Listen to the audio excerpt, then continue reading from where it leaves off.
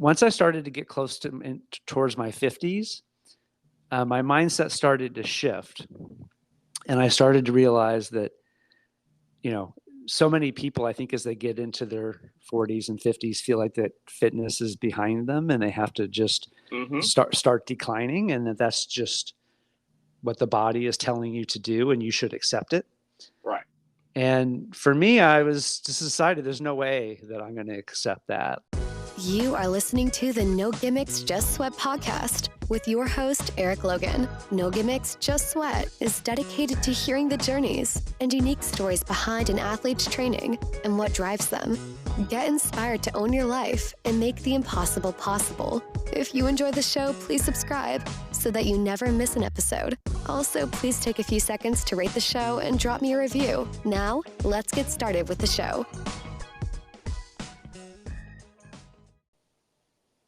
Hello and welcome to this episode of No Gimmicks, Just Sweat, where today we will be talking with Shawn Hoyt.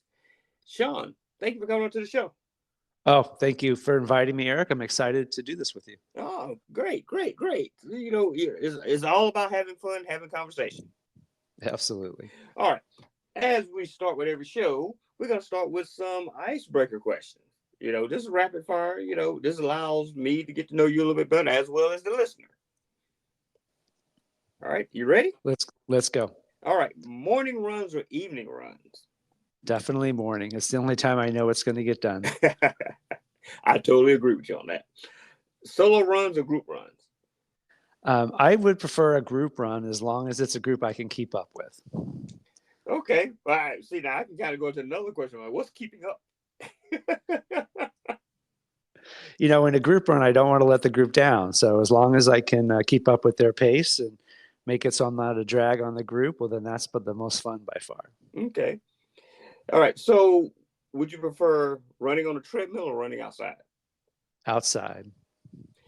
What about trail runs or road runs? I love trail runs. That's my favorite thing. If I had to choose between the two, I'd pick trail every time. Okay. What about cardio training or strength training? It's got to be both. I can't pick between the two. Okay, good. All right, what's your favorite race distance to run? My favorite race distance is the Spartan Beast, which, if for your listeners who don't know what a Spartan Beast is, it's about 13 miles of trail running with about 30 physical obstacles that you have to overcome along the way. Okay, interesting. We might have to talk more about that. I would love to. All right, what's the first thing you do after a race? Eat. I go right for the food. What's your go-to? Ideally, there's always a banana at the finish line. But when I get home, I usually go right in for granola. That's one of my favorite foods in the world. And, granola can be really high in calories, but if you eat it after a race, you just don't care. All right. What's your dream race to run? And it could be anywhere in the world. I would go to Greece and run the original marathon route in Athens. Okay. Interesting. All right. So if you can go on a run or train with any celebrity or athlete, dead or alive, who would it be? I would go on a run with Joe DeSena, who is the founder of Spartan Race. I find this guy fascinating, and I have a million questions to ask him. All right, last question. Dream location anywhere in the world to go for a run. And again, this is just to go for a peaceful run to enjoy, the scenery, the culture, just to be out.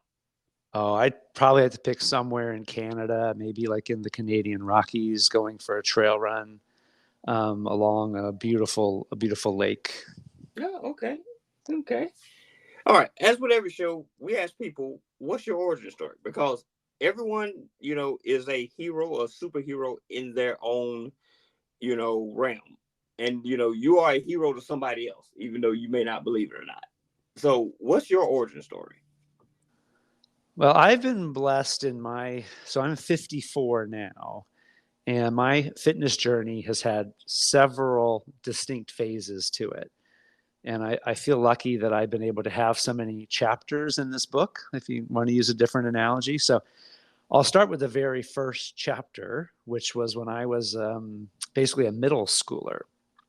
So when I was young, I was not athletic. I was the kid who rode the bench in soccer games, maybe played a couple of minutes and scored one basket in basketball, and in doing all the physical fitness tests that we had to do every year. Hey, I'm the same.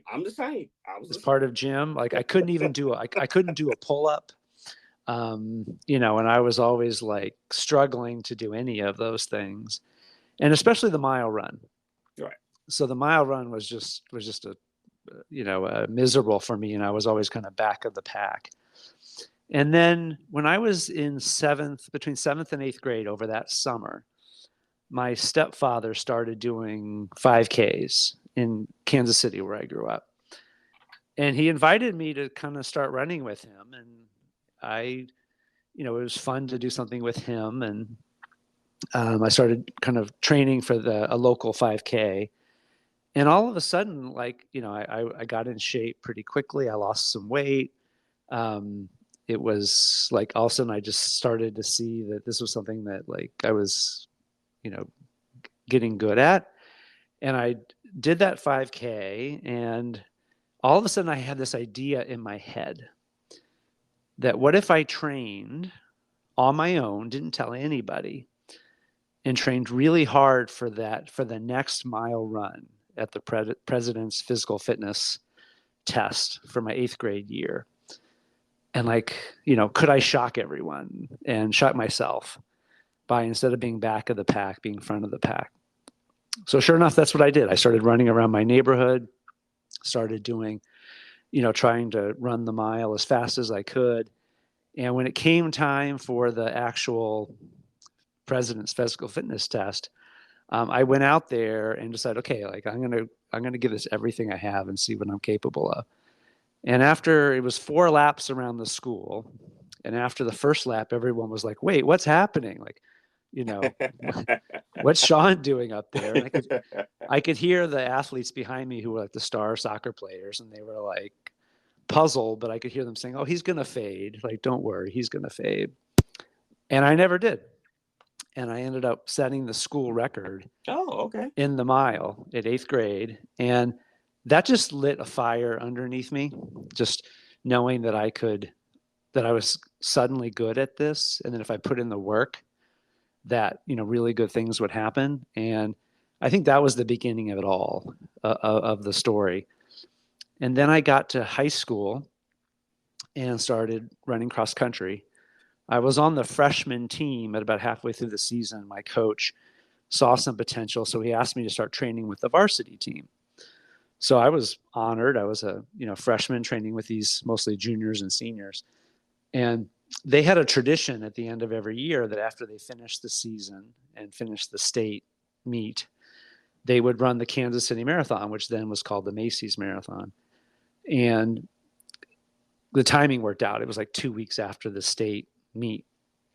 And since when I was doing training runs with them, they kept teasing me and saying, "Hey, Shawn, if you're training with us, that means you're going to have to do the marathon with us." And at first I kind of laughed it off and, just was hoping they would forget, but they didn't. And they kept at me. And eventually I was like, okay, I this is what's expected. And this is, I guess, what I'm going to do. So I signed up and I ended up running the marathon that year as a 14-year-old. I was so young I had to get a doctor's note to even be able to run in the race. And ended up, they said on TV during the coverage that I was the youngest runner in the race. And I ended up finishing my first marathon at 14. My time wasn't anything special. It was like a 3:43, but it definitely, showed me that, okay, this is my sport. I ended up doing a few more marathons in high school, did 2 in college. And the highlight in college was that I broke 3 hours. So my junior year in college, I ran a 2:54, which was definitely the high point of my running career. And from there, I went on to law school and kind of was running less and less as I was studying more and more. Then I got a job at a big firm and was working 75 hours a week and stopped running.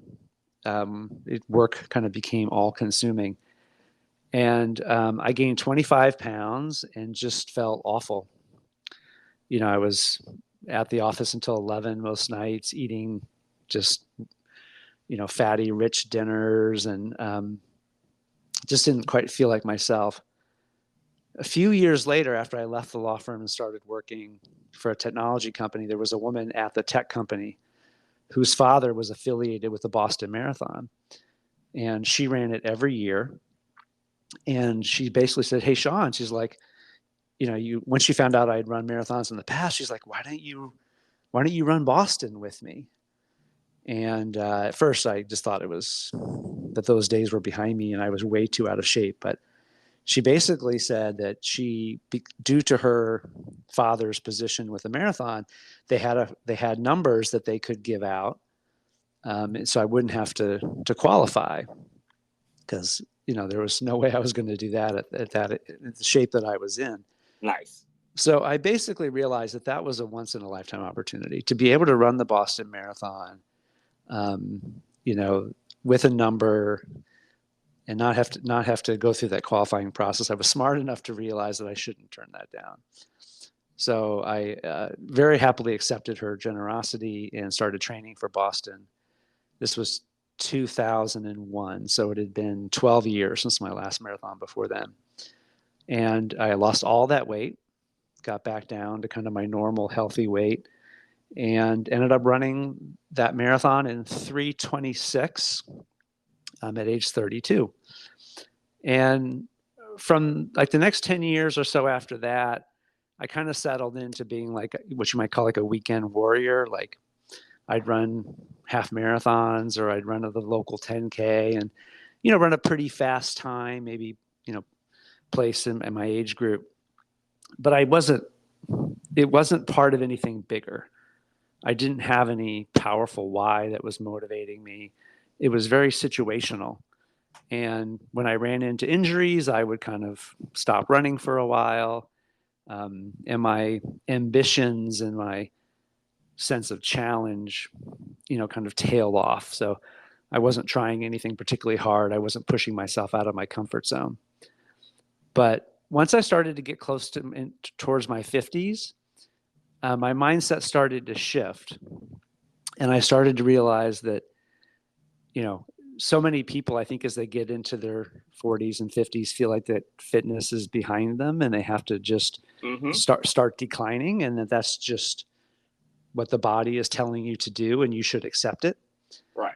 And for me, I was just decided there's no way that I'm going to accept that. Like I'm going to push myself to be better. And I remember reading a book called Younger Next Year, which, was helpful motivation to me to realize that the human body is capable of staying in peak physical condition, or maybe not peak, but in strong physical condition, really up until your late 70s or 80s, if you take care of it. Eventually your body will give up, but it's not in your 50s that your body gives out. So I started kind of getting out of my comfort zone. I started doing triathlons in my mid 40s. I did my first Spartan race at 49, just on the cusp of my 50th birthday. And then now in my mid 50s, I really kind of have that mindset has become really powerful, and I'm signing up for even harder things. So I did my first ultra race a few months ago, a Spartan Ultra in Dallas, which was 32 miles with 60 obstacles along the way. And then I signed up to do the Boston Marathon in April, which will be my first marathon in 23 years. And then the biggest thing that I've signed up for is I just signed up to do my first full Ironman. Nice. So I signed up for Ironman Arizona 2024. I'm terrified of this, but I'm committed to it. Right. So really my superhero journey is only just beginning, is what I would say. And that, from here, I really have taken it's been immensely rewarding to realize other people are watching me on this journey. I post a lot of my kind of fitness journey on Instagram. I have a website, and a lot of people come out of the woodwork and tell me that they see what I'm doing. They're inspired by it. It pushes them to stay fit when they weren't otherwise, motivated to do that. And it's really powerful when you know that it's not just you. Right. And you know that other people are watching you and that you're inspiring their behaviors. Like, how could I give up now? Right. Exactly. And, as someone that is a fellow 50-year-old person, I started late myself. I didn't start, until I was in my 40s being active. And you're really crushing it. So, it's amazing if you got that late of a start to see how much progress you've made. Yes, thank you. And like you, I was the person not picked, 4 games in PE. I was the last person. I was I'm doing air quotes now, the distraction on the basketball court.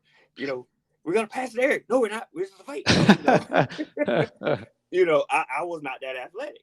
And, and I think a lot of people think that, and then, they don't realize that being athletic is not necessarily being, a star, for lack of a better term.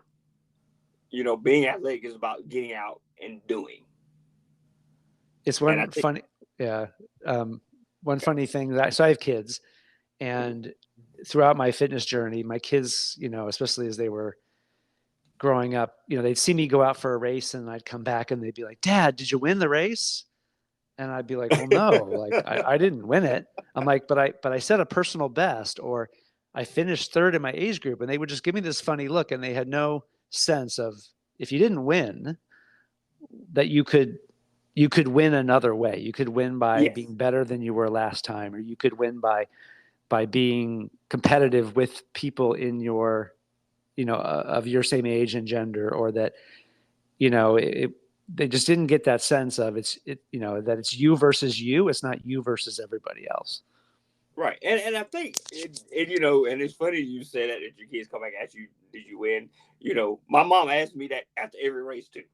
Did you win? I'm like, no, Mom, I didn't win, but I finished. Yeah, right. And that's a victory every time.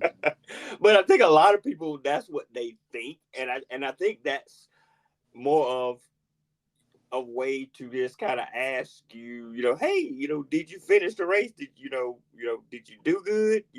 Because they might not be used to knowing, how to ask, Yeah. Instead of just saying, hey, how was the race? That we think, from that perspective, but that's their way of asking how the race was. So you've done triathlons, you've done marathons. You talked about the Spartan Beast earlier. So tell me about that. What is that? I've heard of Spartan, races and stuff, but what specifically is the Spartan Beast? So Spartan is similar to triathlon and similar to running in that they have different distances. So they have 4, which kind of correspond to 5K, 10K, half marathon, and marathon, roughly. There's a slight difference, but the sprint is the shortest. That's usually between 3 and 4 miles. The super is usually between 6 and 7 miles. And then the beast is the third longest, and that's typically between 13 and 14 miles. It's never exact, and every course is different. But what I find that at the beast distance is that because you're now running for, the ratio of the trail running to the obstacles becomes much higher. You do a lot more running, obviously, than you would in a 3 mile or a 6 mile race. And so it gives me more of an advantage, frankly, because I'm a pretty good trail runner. And so out there against, the other athletes doing the beast, the longer race, I think, evens the playing field. And, I may not be the best at the obstacle completion, but I'm pretty good at kind of keeping the pace going on the run. Okay. And so I feel like that distance is the perfect combination for me of distance and obstacles. Okay. So if you had to choose between the three, what's your favorite? Triathlon, marathon, or the Spartan Beast? Hands down, no question about it. At this stage of my life, the Spartan is my favorite. Okay. And in part because like running, running is my first love, but my body, like, running is just running. It has become harder than it used to be. And so when I Right. can balance running with other things like swimming and biking or with the obstacle completion, all of a sudden, like it becomes more fun for me because the entire race isn't about being sore or, Okay. feeling pain. And so I really have enjoyed the variety. And then the Spartan race has an electric feel to it. The camaraderie among the racers and just the energy of the volunteers and the announcers. If, for your listeners who haven't run one, I highly recommend you try one.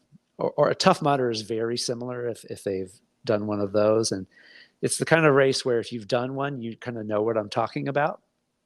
But if you haven't, I think you're missing out. Okay. So with triathlon, do you have a favorite segment? The bike, the run, or the swim? I have really taken to the swim. Oh, I'm not. okay. Interesting. I'm not a swimmer. I didn't grow up on a swim team, but maybe it's because it's the first of the three. Or usually I've been doing like races that have a lake or a pond swim, and in New England, it's just so beautiful. You're swimming in this really pretty pond with evergreens surrounding it, and once you get past the first 100 meters and all the racers kind of all packed together and you get a little bit of a lane and can swim without bumping into a bunch of people, it all of a sudden just becomes so peaceful and so beautiful for me, that I think it's become my favorite. Okay. Nice. Nice. All right. So let's talk about training. So, what does a typical training session, or even just like a week of training, look like for you? Right now I'm in a great groove. I think it's going to have to shift a bit with my marathon training coming up, but my current schedule is that I do 3 runs a week. I do track day where I'm focused on speed intervals. I have a hill day where we're focused on doing a lot of hill work. And then I do a long distance day, typically on the weekend. And many of these runs I do with a local track club that I'm part of called the Belmont Track Club. And so I have a great group of people who, I have become close friends. And so I'm not, I've got a lot of company on most of these, except for some of the long runs are just me out here slogging it away on my own. And then in between those running days, I'm doing strength. So I do at least 3 days of strength work, and then try to pick one day when it's just kind of like active recovery, just doing a lot of stretching, or yoga or something like that. Okay. So, with training and with racing, fueling is important. So how do you generally fuel for not just for training, but for a race day? So it's very different for me for training versus race day. So when I'm training, I do my workouts fasted. So I almost always work out in the morning, and I get up and I don't eat anything. I have like a pre-workout powder, and I kind of make up a bottle of water with electrolytes to actually to bring with me during the workout. But I'm not running on any food in training. And then if the race is long, or the training run is long, it's like it's more than 75 minutes, then I'll bring food with me, either gels or bars, but I won't typically touch them until I've been out there for over an hour. Okay.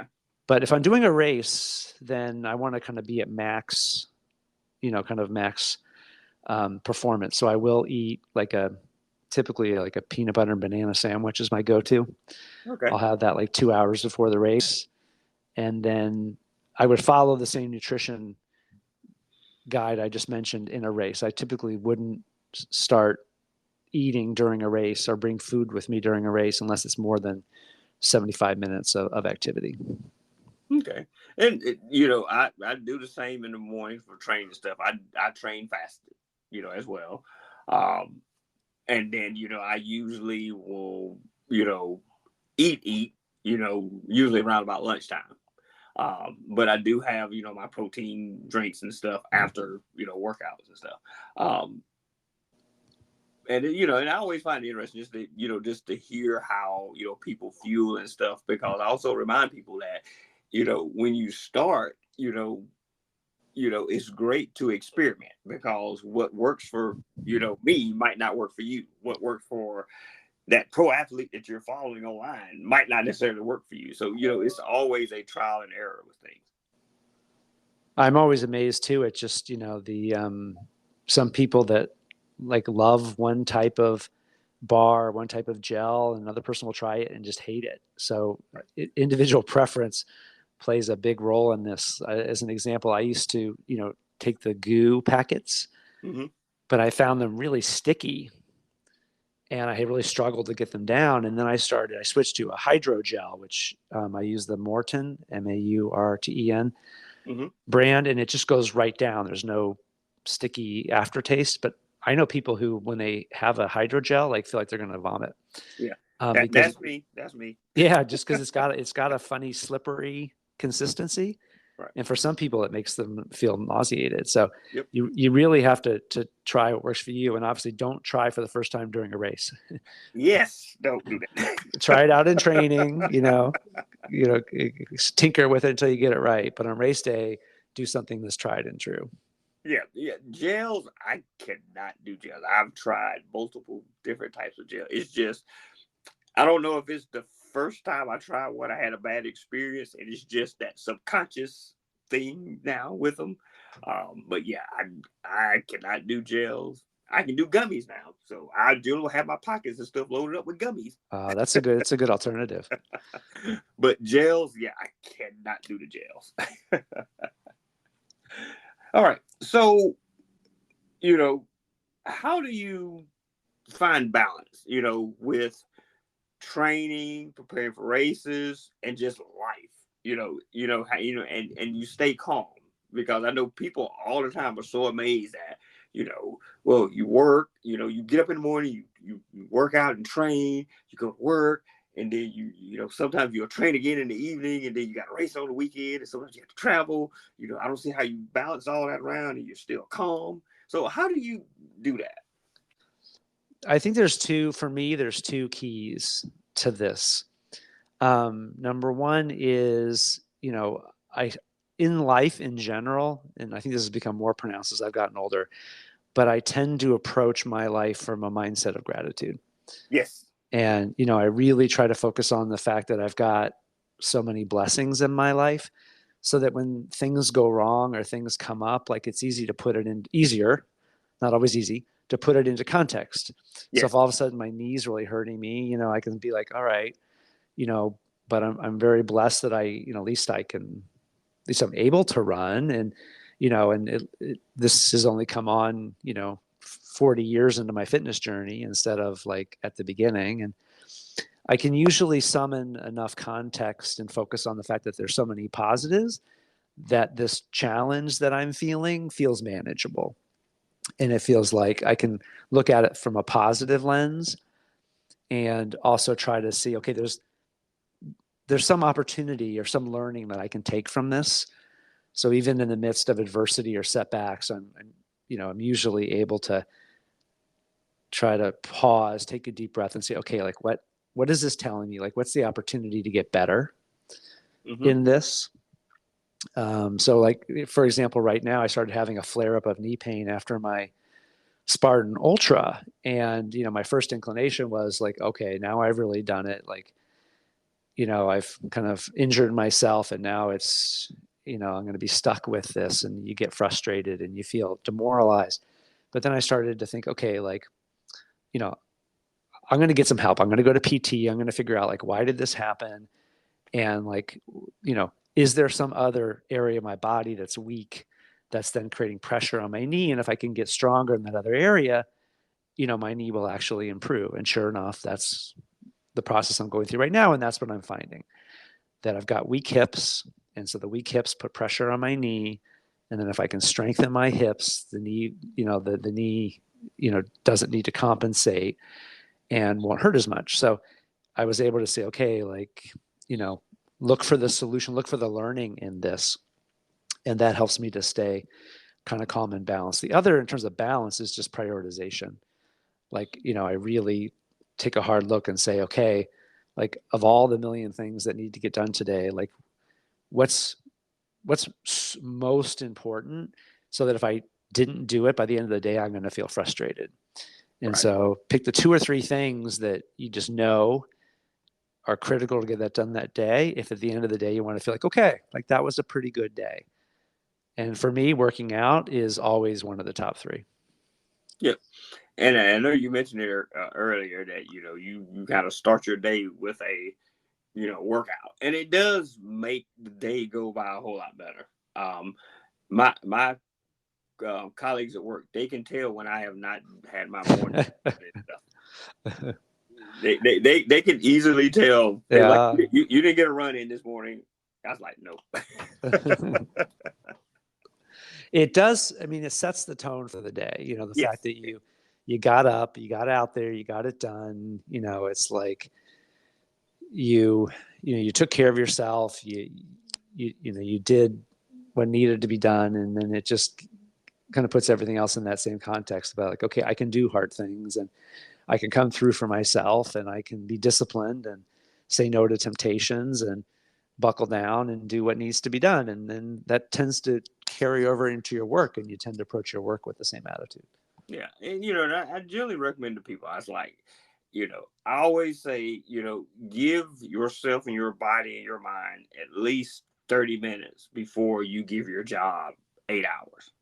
I like that. I haven't thought of it that way. Yeah, it makes things a whole lot. It affects your mood. It affects your attitude. You feel a little bit more energized. And I tell people is that it doesn't have to be a run.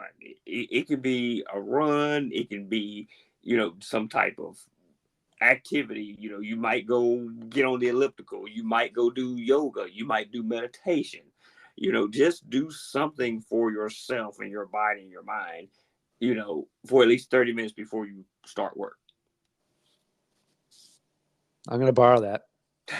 Go right ahead. I'll give you attribution, I promise. All right. So this is kind of a 2-part question. The first part, what is your proudest moment as an athlete? And the second part is, what is your worst moment or your biggest mistake as an athlete? I think when I look at my proudest moment, it's interesting because I'm kind of reminded of this daily, because I'm one of the, these athletes that have memorialized almost all of my fitness career in like a medal wall or a bib wall.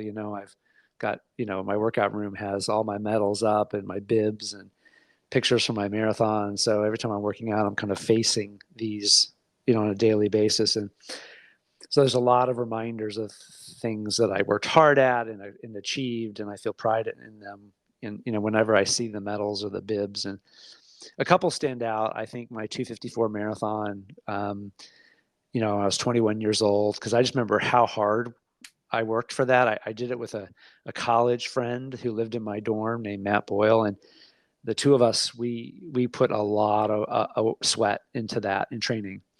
And so when I think about how hard we worked and the fact that it all came through, I feel a lot of pride in that. But, 32 years later, then to do my first ultra, that medal is staring me on the wall, and it's only a month old. But every time I look at that, I just feel really grateful that I did it, that I had the courage to commit to it, right, and train for it. And because race day was one of the kind of happiest experiences of my life, just how well it all came together on race day. And if I had been too afraid to attempt it, I never would have experienced that. And I just take a tremendous amount of pride from how the whole thing, from having the courage to commit to actually seeing it through and giving it my all on race day. I take the whole thing together and I look at that medal, and it feels wonderful. And it's, a month or two later, it doesn't fade. Okay. But you asked about worse moments. Right. I think, for me, I tend to go through an injury cycle, and it usually has the same cause. Usually it's because I'm being too singularly focused on one thing and I'm not in balance. So if I'm running and I'm not, strengthening my muscles and my joints, then things tend to break down. Or if I'm, going too hard on strength and not taking rest days, things tend to break down. And if I look back to all the setbacks that I've had, it's usually because either I wasn't, being balanced in my training or I wasn't resting enough. So those are my regrets along the way is when I kind of got out of balance or, didn't allow myself to recover. Okay. So let's talk about, and I always ask this, what's your go-to running shoe? The last year or so, I've been really, I've been running a Newton's, which is a natural running shoe. And I got my first Newton as a medal. So I won my age group in a 5K. It's one of my favorite local 5Ks in this area. It's called the Becca Peasy 5K because it's run by a dear friend of mine who's a local running legend, and it's her race, and I always love to show up and do well at it. But instead of getting medals for age group wins, you get a free pair of shoes. Okay. And so I got a free pair of Newtons, and I tried them out, and I just feel super fast in them. They're light, and they're made to kind of accentuate the kind of the running on your front of your foot instead of the back. And so it accentuates that, the proper running technique. Still trying to figure out if they're gonna hold up for me over the increased mileages of a marathon distance, but a year into them, I've been really happy with them, and I just kind of feel faster wearing them. Okay. All right. So let me ask you, is there anyone or anything that inspires you that just keeps you going? Over the last few years, I've really, I started listening to more podcasts. That's how I found yours, for example. And I listened to a lot of motivational speakers and motivational tracks, but among them, the theme that really has resonated with me the most is this concept of taking the hard path and, intentionally doing things in a way that pushes you outside of your comfort zone and, taking the harder route, even when there's an easier route available. And there's a couple people that kind of really resonate with that. Are you familiar with David Goggins? Oh, yes. Yeah, I mean, a lot of people are, but his whole concept of stay hard. Yes. And, just the fact that so many people kind of want to take the easy route, but he will intentionally do the hardest thing he can do. Yep. If it's the worst, most miserable day of the year in terms of the forecast, that's the day he wants to get out and run. Mm-hmm. And then I mentioned earlier, Joe DeSena, who's the founder of Spartan Race. He has a podcast and a kind of weekly newsletter called The Hard Way. And that's all he talks about, even if it's small stuff. Like just saw a little video he posted on Instagram where he's going through an airport and all these people are on the little people movers, kind of just standing there, let him take through the airport, and he's the guy wait a minute, what's wrong with walking? Right. And you got an escalator here, but why not take the stairs? Why wouldn't you take, every chance you get, take the path that pushes you, and makes you better, even if it's the small stuff along the way, like taking the stairs instead of the escalator. And I don't know, that mindset really resonates with me at this stage in my life. Okay. So staying in the same, context of inspiration, how would you inspire or give a message to someone who says it's too late to start? Both of us, we're in our 50s, and a lot of people, even when I saw this in the 40s when I first started, that's one of the things I heard people like, oh yeah, I'm too old, to start doing that, or yeah, I just got too much going on, it's too late for me to kind of start trying to run now. So how would you inspire someone who who kind of responds back to you and says, "Hey, it's just too late for me to start"? So I actually, I have this conversation a lot with people. So I'm glad you asked about it. I think most people get intimidated because they see the outcome they're trying to achieve, like, running your first 5K, and then they see, or doing a Spartan race, for example, or their first triathlon, and then they look at where they are today, and the gap between where they are today and then finishing that thing seems too great. And so they say, oh, they couldn't see themselves going from where they are now to the end of that state. But what I always remind people is you don't need to do that. Like, all you need to do is like commit that over the next 4 months, you're going to get yourself to that point. And then you just do little bits of incremental progress, like go out for a mile walk to start. And then a week later, like start running, 2 minutes of every mile, and then just build up from that. You don't have to be ready to finish the race. All you need to do is commit that you're going to get ready in time with consistent work. And if all of us just took it one step, committed, okay, I'm going to commit that in X number of months, I'm going to do this thing. Like, I'm going to lose 10 pounds, or I'm going to run this race. Then you say, okay, now I have this many months to do it, and then just break it down and start doing the daily things you need to do to get there. And those daily little bits of improvement aren't that scary, because start small and build up small. But if you do that every day consistently, it gets you to that ultimate outcome that seems so scary at the beginning. Yes, definitely.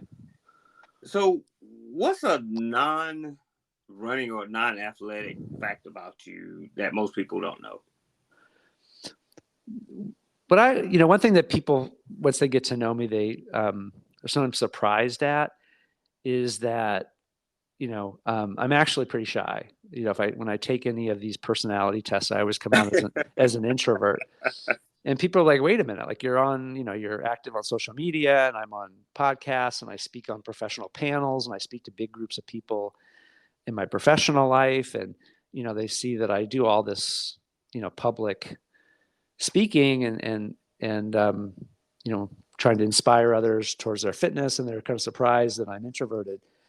And, there really is a difference. Like, if I'm doing something I'm passionate about, and, or that I know that I have competence in, like, I'm not scared. But, if I go to a party and I don't know anybody there, like, I'm petrified. Right, exactly. So, I think that's not that interesting of it's certainly not like some quirky hobby, like, but people do, often express surprise once they find that out about me, once they get to know me. I'm kind of the same way, especially when it goes to parties and events where you really don't know anyone, and you're sitting back trying to find that one person you Yes, your lifeline. and you kind of stay with them most of the party. They're like, okay, you can go mingle with other people. All right, so you already spoke about what's planned for you in 2024. So what else is next for you? What else is coming up? It's part of me is that I have so many, with this new mindset of taking on new challenges and pushing myself to do harder things. Like, my mind races, like, it's almost like a kid in a candy store. There's all these things that now I'm like, oh, like, I really, that looks so hard. Like, I want to challenge myself to do that. So I mentioned my first marathon in 23 years. I mentioned my first Ironman. Right.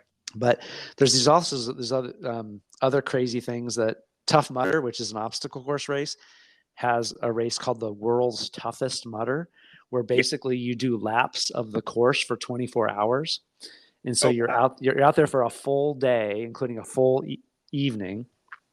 And the key is just like, who can run as many miles as possible over the course of the 24 hours. And, that sounds really hard. But part of me is like, what? Like, I want to do that. But I have to pace myself because, number one, I can't, my body at coming up on 55, like, I can't do all this all at once. I need to train for it and let myself recover So I Right. kind of have to space this stuff out. I also want to run an ultra on the hardest Spartan course in the country, which is in Killington, Vermont, which, routinely takes people about 14 hours to accomplish. And there's, like 15,000 feet of elevation gain. It's like going up almost half the way to Everest in one race. That's on my list of things to do, but I'm going to have to be patient and Right. pace myself. I also have a family and kids, and, I need to make sure that I'm giving time for them and spacing out all my, goals and ambitions with, to making sure that I'm spending quality time with, the people in my life that I love, and to make sure everything is in balance. Yes, definitely. All right. So any last words you want to kind of share with the listeners? The one thing I would say to people is that I think it's important to live life intentionally, to really start from kind of the principles of like, what's your why? Like what's really important to you that makes you you? And then really kind of make sure you build that into your life and into your decision making and into your prioritization. And I think if people do that, if they really have a strong why, and then they remember it and use it as a daily decision, guide, I think their life, will change for the better, because now they're really focusing the time they spend, the decisions they make, towards something that really fuels their soul. And so I would just encourage everyone to really think about that and to live life kind of with that focus and that intention. And I think if people do that, they will be very much on their way to kind of feeling like they're living their best life. Yes, living with intention. I love that. Yeah. Good words. All right. Well, Shawn, I appreciate you coming on the show and sharing, your story and, and a lot of, just nuggets of wisdom. This was a lot of fun. I really enjoyed the conversation, and I'm enjoying following your journey as well, Eric. Well, thank you. And speaking of following journeys, if people wanted to kind of get in contact with you or, follow your journey, how can they do so? No, I would love that. And I'd love to follow them back. I love kind of the support that I get, but I love, returning the favor. So the two best ways to follow me are on Instagram, where I'm at Shawn Hoyt Stay Active, or on my website, which is www.shawnhoytstayactive.com. And that's Shawn, SHAWN, as you're spelling it out. But those are the two best ways to follow me. And I look forward to, kind of getting connected with your listeners and following them back. All right. Awesome. Again, Shawn, thank you for coming on the show. I appreciate it. Thank you so much, Eric. All right. Have a wonderful day. You too. All right. Thank you for listening to this episode of the No Gimmicks, Just Sweat podcast. We really appreciate everyone who tunes in each week. If you enjoyed today's show, please support us by subscribing, rating, and reviewing the show wherever you listen to podcasts. And remember to tell your friends about the No Gimmicks, Just Sweat podcast, so we can continue to have awesome conversations with everyday athletes just like you. Until next time, have an amazing week.